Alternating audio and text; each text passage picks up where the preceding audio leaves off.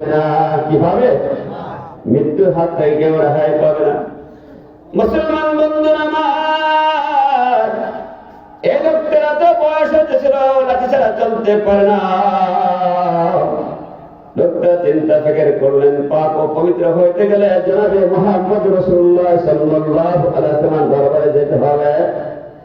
মুসলমান বন্ধুরা আমার, লোকটা লাঠিতে ভর করিয়া জনাবে মুহাম্মদ রাসূলুল্লাহ সাল্লাল্লাহু আলাইহি ওয়াসাল্লামের দরবারে হাজির হলেন। দেখে আল্লাহ রাসূল সাল্লাল্লাহু আলাইহি ওয়াসাল্লাম সাহাবীর সামনে ঈমান আমল সম্পর্কে কথা বলতেছে, বলেন সুবহানাল্লাহ। মুসলমান বন্ধুরা, হযরত উলামা কেরাম থেকে বারবার এই কথাগুলো শুনতে মাহে রমজান কয় ভাগে বিভক্ত হয়, 3 ভাগে। প্রথম হলো 10 দিন রহমত, তারপরে হলো 10 দিনকে মাগফিরাত, তারপর নাজাত। কথা ঠিক কিনা? এই যে রহমত কথা শুনতে, রহমত কোনদিন দেখছেন? মুসলমান বন্ধুরা আমার, আল্লাহ রাসূল সাল্লাল্লাহু আলাইহি ওয়াসাল্লাম সাহাবাদের নিয়ে যখন ঈমান আমলের কথা বলতেছিলেন, খোলা আকাশের ময়দানে ঠিক এমন তবসা হযরত আয়েশা সিদ্দিকা রাদিয়াল্লাহু আনহা ঘর থেকে দেখে রাসূল এবং রাসূলের সাহাবীর উপরে প্রচুর পরিমাণে বৃষ্টি হচ্ছে। সুবহানাল্লাহ। মুসলমান বন্ধুরা, হযরত আয়েশা সিদ্দিকা রাদিয়াল্লাহু আনহা ঘর থেকে একটা লুঙ্গি, একটা ছাতা, একটা গামছা নিয়ে রাসূলের জন্য নিয়ে আসলেন। পায়ে পায়ে হেঁটে হেঁটে দরবারে গেলেন। আল্লাহ রাসূল সাল্লাল্লাহু আলাইহি ওয়াসাল্লাম আয়েশাকে দেখে মিষ্টি হাসি দিলেন। মিষ্টি হাসি কি সুন্নাত? মিষ্টি হাসি সুন্নাত। মুসলমান বন্ধুরা আমার, আল্লাহ রাসূল আয়েশাকে ডাকতে বলে, আয়েশা তোমার হাতের মধ্যে গামছা, লুঙ্গি, ছাতা কারণ নাকি? আয়েশা ডাকতে বলে, ইয়া রাসূলুল্লাহ, হাবিবাল্লাহ, আমি ঘর থেকে দেখলাম আপনি এবং আপনার সাহাবীর প্রচুর পরিমাণ বৃষ্টি পড়তেছে। সুবহানাল্লাহ। মুসলমান বাবাজিরা, হযরত আয়েশা সিদ্দিকা রাদিয়াল্লাহু আনহা কথা বলার পরে রাসূল ডাকতে বলে, আয়েশা তোমার যদি হাত আকাশ দিকে বাড়ায় দাও, দেখো কোথায় বৃষ্টি। ভাই বন্ধু মুসলমান, এই যে কুয়াশা পড়তেছে, মুহূর্তের মধ্যে হাতের তালু ভিজবে না? ভিজবে কি? ভিজবে না। আয়েশা সিদ্দিকা রাদিয়াল্লাহু আনহা এইভাবে হাতের তালু আকাশের দিকে বাড়ায় দিলেন, বলেন সুবহানাল্লাহ। 5 মিনিট চলে যায়, কিন্তু হাতের তালুটা বেজে না। আয়েশা সিদ্দিকা ডাকতে বলেন, ইয়া রাসূলুল্লাহ, হাবিবাল্লাহ, তাহলে আমি ঘর থেকে যে জিনিসটা দেখলাম, এটা কি দেখলাম?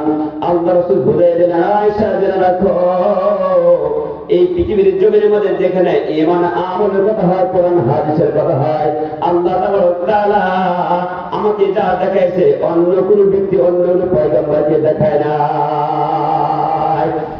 আয়েশা জেনে রাখো, এই পৃথিবীর জমিনের মধ্যে যেখানে কোরআন হাদিসের ঈমান আমলের কথা হয়, ওই জায়গার মধ্যে আল্লাহ তাআলা প্রচুর পরিমাণ রহমত নাযিল হয়। ঠিক আজকে কোরআন হাদিস কথা হয়েছে, আল্লাহ আমাদের গুনাহে মাফ করবে, প্রচুর পরিমাণ রহমত নাযিল হচ্ছে, বলেন সুবহানাল্লাহ। মুসলমান বন্ধুরা আমার, বয়োজ্যেষ্ঠ উম্মত যখন লাঠি ভরতে রাসূল সাল্লাল্লাহু আলাইহি ওয়াসাল্লাম দরবারে হাজির হইতেছিলেন, আল্লাহ রাসূল যখন বয়ান করতেছিলেন, এই সময় সালাম দেন, আসসালামু আলাইকুম ইয়া রাসূলুল্লাহ, হাবিবাল্লাহ, আমার বাড়ি মদিনা থেকে অনেক দূরে, অনেক কষ্ট করে আপনার দরবারে হাজির হয়েছি। মুসলমান বন্ধুরা আমার, যেখানে আল্লাহ রাসূল সাল্লাল্লাহু আলাইহি ওয়াসাল্লাম কথা বলে, এই জায়গায় সাধারণ কোন ব্যক্তি কথা বলার অধিকার আছে কিনা? মুসলমান বন্ধুরা, সালামটা হলো সুন্নাত, জবাব না হলে ওয়াজিব। কথা ঠিক কিনা? মুসলমান বন্ধুরা আমার, শুধু তাই নয়, যেখানে গুরুত্বপূর্ণ মজলিস হইতেছে, গুরুত্বপূর্ণ একটা জ্বলন্ত পাখি গরম তেলের মধ্যে ছেড়ে দেওয়া হয়েছে, এই পাখি উঠতেও পারছে না, জানো বাহির হচ্ছে না, এর চেয়ে কোটি কষ্টটা মৃত্যু হবে। একটা বকরিকে জবাই না করে তার চামড়া টেনে ছেড়ে হয়, এই বকরি যে কোনো কষ্ট না পেয়েছে, একজন বেনামাজি এর চেয়ে কোটি কষ্ট পাবে। আল্লাহ। মুসলমান বন্ধুরা আমার, দেখবেন মানুষের বয়স হয়, দেখবেন বারবার তিনি মৃত্যু কথা স্মরণ হয়, তাই কবি একটা গজল লিখছেন, চিন্তা করে দেখো না কবরে কি যাইবে না। আমার কথা কি বুঝতেছেন? চিন্তা করে দেখো না কবরে কি যাইবা না, ওই কবরে আল্লাহ ছাড়া বন্ধু কেহ রইবে না। চিন্তা করে দেখো না কবরে কি যাইবা না। এই দুনিয়া ছাড়িয়া কোথায় যাবা হারিয়া, এই দুনিয়া ছাড়িয়া কোথায় যাবা হারিয়া। মরণ তোমায় লইবে গিরে, মরণ তোমায় লইবে গিরে, যতই করো বাহানা। কথা ঠিক কিনা?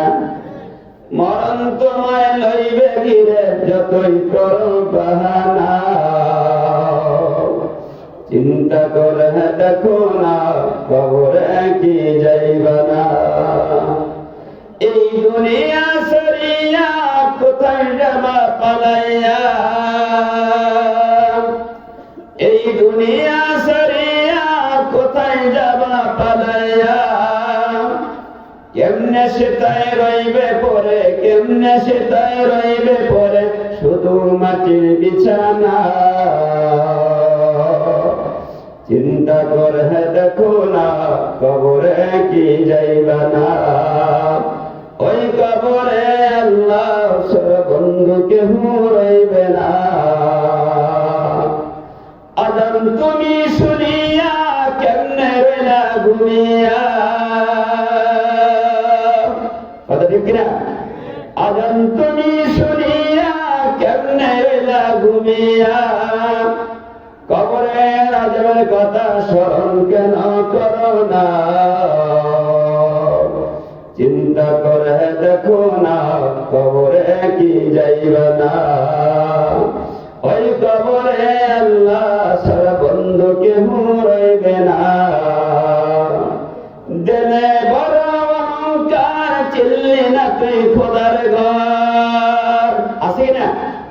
দিলে বড় অহংকার, চিল্লি না তুই খোদার ঘর। এই নামাজের লাগে তোমায়, এই নামাজের লাগে তোমায়, একটু মায়া লাগে না। চিন্তা করে দেখো না কবরে কি যাইবা না। মারহাবা। মুসলমান ভাইয়ের আমার, এই চিন্তার ফিকির যার মধ্যে আছে, এই লোকটা কখনো নামাজ পড়তে পারে না। মুসলমান বন্ধু আমার, মৃত্যুর হারত দুই প্রকার। আল্লাহর একজন পয়গম্বর, তার নাম ছিল মুসা আলাইহিস সালাম। মুসলমান বন্ধু আমার, ইমানদারের মৃত্যুর জন্য আল্লাহ তাআলা পারমিশন দেয়। কি বলবো না? মুসলমান বন্ধু আমার, আল্লাহর পয়গম্বর মুসা আলাইহিস সালামকে মালাকুল মউত আজর আল্লাহ পাঠিয়ে দিয়েছে। আল্লাহ পাঠিয়ে দিয়ে ডাক দেওয়া যা বলো, আমার পয়গম্বর মুসা আলাইহিস সালাম আমার কাছে আসতে ভালো মনে করে না, দুনিয়াতে থাকলে ভালো মনে করে। মুসলমান বন্ধু আমার, মুসা আলাইহিস সালামের সাথে শত্রুতা ছিল, ফিরআউনের সাথে তার শত্রু ছিল। মুসা আলাইহিস সালাম চিন্তা ফিকির করলেন, নিশ্চয় এর ফিরআউনের লোক হবে। মুসলমান বন্ধু আমার, এক লোক মতান্তরে, দুই লোকের মতান্তরে যখন পয়গম্বর এই পৃথিবীর জমিনের মধ্যে আসছে,